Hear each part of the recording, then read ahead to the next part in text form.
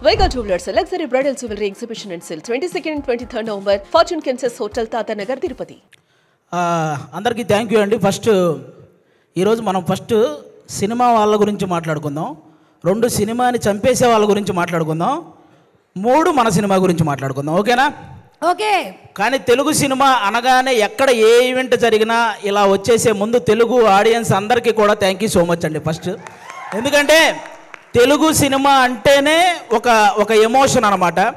రీసెంట్గా మీరు చూసే ఉంటారు, వారణాసి మూవీ నుంచి ఆ చిన్న మహేష్ బాబు గారి గ్లిమ్స్ రాగానే మైండ్ పోయింది. అసలు అది మైండ్లో నుంచే పోవట్లేదు.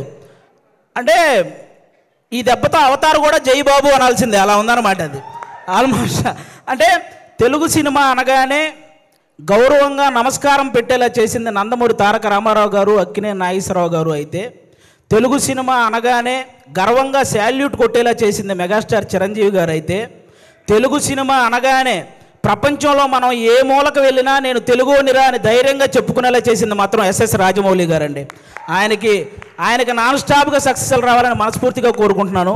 ఇప్పుడు ఆ వారణాసి గురించి ఎందుకు మాట్లాడాల్సి వచ్చిందంటే, ఆ రోజు జరిగిన ఆ గ్లోబల్ ఈవెంట్ అంత సక్సెస్ అవ్వడానికి one of the main reason మన సుమగారికి నిజంగా అసలు మామూలు విషయం కాదు. అంటే అంత పెద్ద ఈవెంట్లో చిన్న అంతరాయం కలిగినా కూడా ఆవిడ మేనేజ్ చేసిన విధానం మాత్రం వేరే లెవెలు.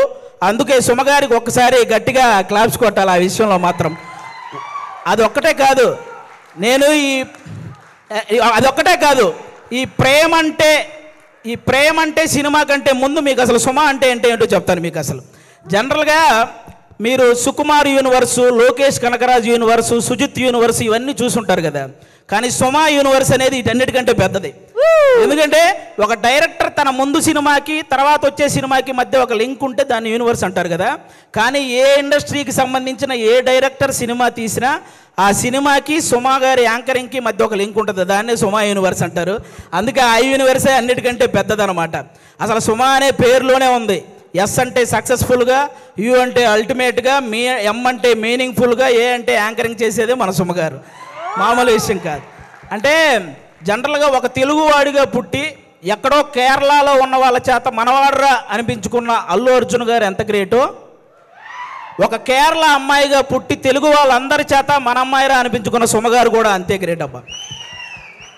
అంటే తను ఒక కూతురుగా వాళ్ళ అమ్మను బాగా చూసుకుంటూ, ఒక భార్యగా తన భర్తను బాగా చూసుకుంటూ, అలాగే ఒక తల్లిగా తన కొడుకు కూతుర్ని బాగా చూసుకుంటూ, ఒక యాంకర్గా ఇంతమందిని ఎంటర్టైన్ చేస్తూ బాగా చూసుకుంటుందంటే అది మామూలు విషయం కాదు. అందుకే ఆవిడకి నేను అంత పెద్ద ఫ్యాన్ అనమాట. నేను సుమగారికి, నేను సినిమాల్లో మీ అందరికీ తెలుసు పవన్ కళ్యాణ్ గారి ఫ్యాన్ అని, కానీ టీవీలో నాకు బాగా ఇష్టమైన యాంకర్ సుమగారు. నేను ఆవిడకి ఫ్యాన్, నేను అందుకు ఫ్యాన్ అనమాట. బేసిక్గా హీరోల్లో ఫ్యామిలీ హీరోలు ఉంటారు, మామూలు హీరోలు ఉంటారు. అలాగే యాంకర్లో కూడా మామూలు యాంకర్లు, ఫ్యామిలీ యాంకర్లు ఉంటారు. ఫ్యామిలీ హీరో విక్టరీ వెంకటేష్ గారు అయితే ఫ్యామిలీ యాంకర్ మన సుమగారు. అంటే తెలుగు సినిమా ఇండస్ట్రీకి అమ్మాయిలు రావాలంటే ఎక్స్పోజింగ్ చేయాలి, లేకపోతే కమిట్మెంట్ ఇవ్వాలి, ఇలాంటి తప్పుడు ప్రచారాలు చేస్తూ చాలామంది చెప్తుంటారు.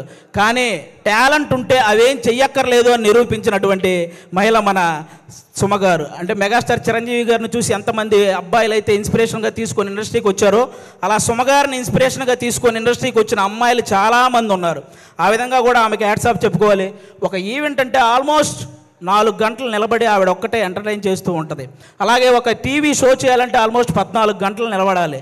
అంటే ఈవెన్ లేడీస్ ప్రాబ్లమ్స్ ఉన్నా కూడా ఆ పెయిన్ ఫేస్ మీద తెలియకుండా ఇంతమందిని ఎంటర్టైన్ చేస్తూ వస్తుంది. అంటే తను నిలబడి ఒక షోని నిలబెట్టగలిగే ఏకైక యాంకర్ మన సుమగారు. ఆల్మోస్ట్ ఇప్పుడు కాదు, 91లో వచ్చారండి. 91 నుంచి, అంటే 34 సంవత్సరాల నుంచి నాన్ స్టాప్గా మనందరినీ ఎంటర్టైన్ చేస్తూ తన ప్రమోషన్స్తో ఎన్నో సినిమాలను సక్సెస్ చేసిన సుమగారికి కూర్చొని కాదు, ఒక్కసారి అందరూ స్టాండింగ్ ఓవేషన్ ఇచ్చి క్లాప్స్ కొట్టాలని మనస్ఫూర్తిగా కోరుకుంటున్నాను.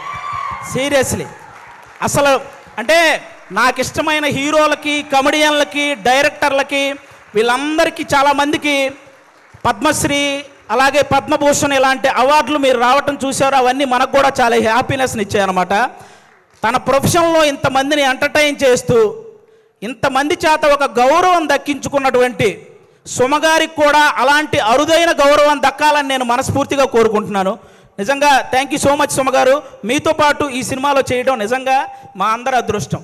అది నేను షోల్లో చాలాసార్లు అప్పుడప్పుడు ఈవెంట్స్లో చేశాను, కానీ ఒక ఫుల్ ప్లెడ్జ్డ్గా ఎప్పుడూ మీతో పాటు ఒక ట్రావెల్ చేయలేదు. ఈ సినిమాలో చేయగలిగాను కాబట్టి నిజంగా థ్యాంక్ యూ సో మచ్ అండి దానికి. Thank you. ఇప్పుడు అది ఒక్కటే మాట అంటే, నేను మళ్ళీ మీ మీద పని చేస్తే ఈ సీరియస్నెస్ అంతా పోతుంది. సో నేను దీన్ని చాలా సీరియస్గానే తీసుకుంటున్నాను. అండ్ అలాగే అది అయిపోయింది కాబట్టి టాపిక్ వెనకాల వచ్చింది మా అక్క అనుకున్నారు, మా అమ్మ. మీ అమ్మగారు? అవును, యంగ్ అండ్ డైనమిక్. అది థ్యాంక్ యూ సో మచ్ అండి. అలాగే ఇప్పుడు మనం సినిమా వాళ్ళ గురించి మాట్లాడుకున్నాం, ఇప్పుడు సినిమాని చంపేసే వాళ్ళ గురించి మాట్లాడుకుందాం, ఓకేనా? బేసిక్గా సినిమా ఇండస్ట్రీలో ఉన్న పెద్ద పెద్ద వాళ్ళందరికీ ఒకే ఒక్క ఇదండి, ఎవరైతే సినిమా ఇండస్ట్రీలో రైటర్స్ ఉంటారో వాళ్ళని మాత్రం ఇంకొంచెం కేరింగ్గా ఇంకొంచెం వాల్యూ ఇవ్వాలని వాళ్ళకి నేను మనస్ఫూర్తిగా కోరుకుంటున్నాను.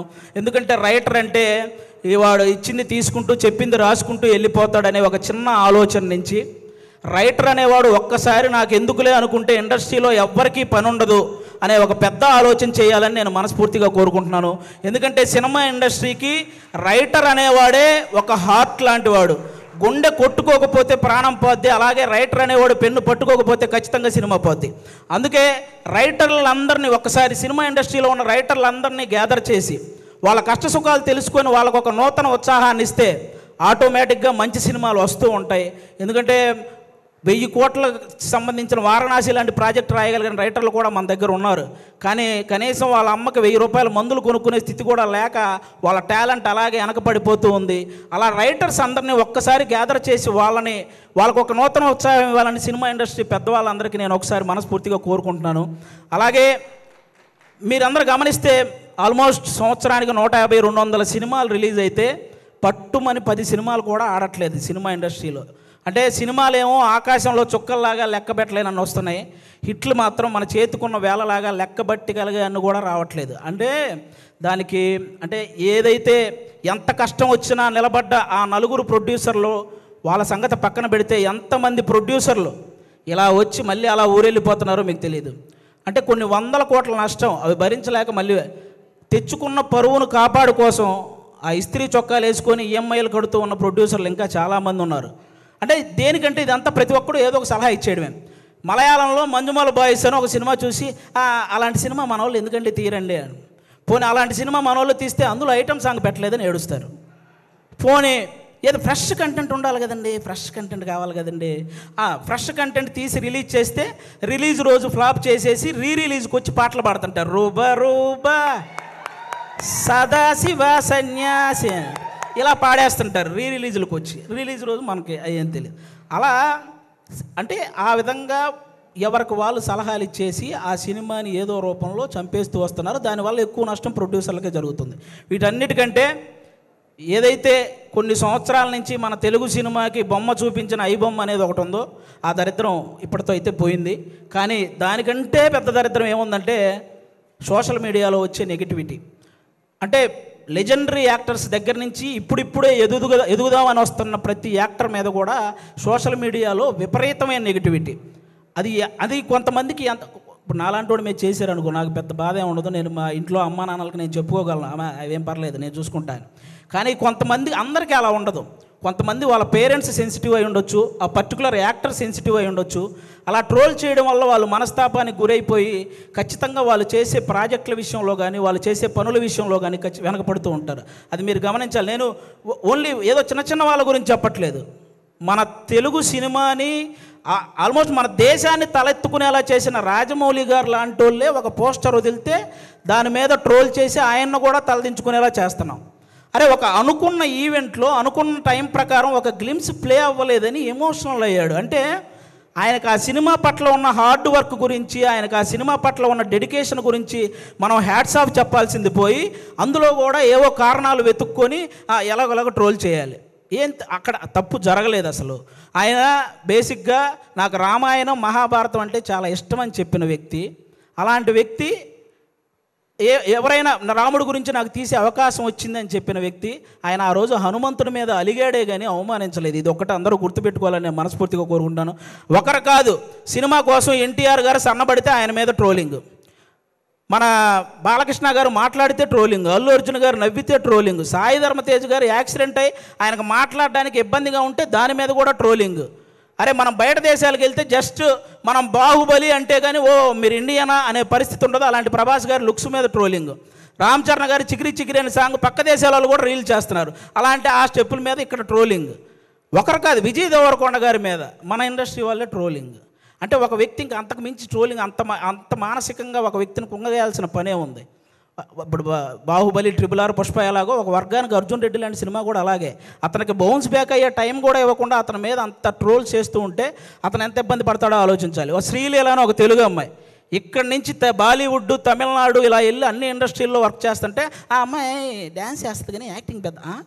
ఇప్పుడు భగవంత్ కేసరి అనే సినిమా నేషనల్ అవార్డు దృష్టికి వెళ్ళిందంటే బాలకృష్ణ గారి పర్ఫార్మెన్సు, అలాగే అనిల్ రావుపూడి గారి కథతో పాటు శ్రీలీల గారి పర్ఫార్మెన్స్ కూడా వన్ ఆఫ్ ద రీజన్ కదా. అలాంటి అమ్మాయిని అంత బ్లేమ్ చేయడం ఏంటి? ఒకటిగా మెగాస్టార్ చిరంజీవి గారి మీద డీప్ ఫేక్ AI వీడియోలు చేశారబ్బా. ఇంతకంటే దరిద్రం ఏమైనా ఉంటుందా? నాకు తెలిసి ఆయన రికార్డులు కొట్టిన పోస్టర్లు గోడల మీద పడేటప్పుడు ఆ ట్రోలింగ్ చేసినోడు వాళ్ళ అమ్మ కడుపులో కూడా పడి ఉండడు. అలాంటి వ్యక్తులు వాళ్ళు. ఆయన 3 దశాబ్దాలు 1వ నంబర్ పొజిషన్లో ఉన్నప్పుడు వీడికి అసలు ఒకటంటే ఇలా ఉంటుందని కూడా తెలియదు. మన తుఫాన్ వచ్చిన ఆయన సినిమాల కోసం మనం పరిగెత్తుకుంటూ వెళ్తున్నప్పుడు వాడికి నడవటం కూడా వచ్చి ఉండదు. అలాంటి వాడు వచ్చి మెగాస్టార్ చిరంజీవి గారి మీద ట్రోల్స్. అరే మెగాస్టార్ చిరంజీవి గారు ఒక స్టేట్కో ఒక క్యాస్ట్కో సంబంధించిన వ్యక్తి కాదు, ఒక దేశం గర్వించదగ్గ వ్యక్తి మెగాస్టార్ చిరంజీవి గారు. అలాంటి వ్యక్తి మీద ట్రోలింగ్. ఈ ట్రోలింగ్ ఎందుకు, వీటి వల్ల సినిమా ఎందుకు చనిపోతుంది అంటున్నానంటే, నేను హీరోల మీద ట్రోలింగ్ చేయడం వల్ల, ఇంతమంది స్టార్ హీరోల మీద ట్రోలింగ్ చేయడం వల్ల రేపొద్దున తెర మీద వాళ్ళు హీరోయిజం చూపించినా అది చాలా కామెడీగా అయిపోతుంది నార్మల్ జనాలకు చూసే వాళ్ళకి. అందుకే ఆ హీరోయిజం ఫెయిల్ అవుతుంది కాబట్టి సినిమాలు ఫెయిల్ అవుతున్నాయి.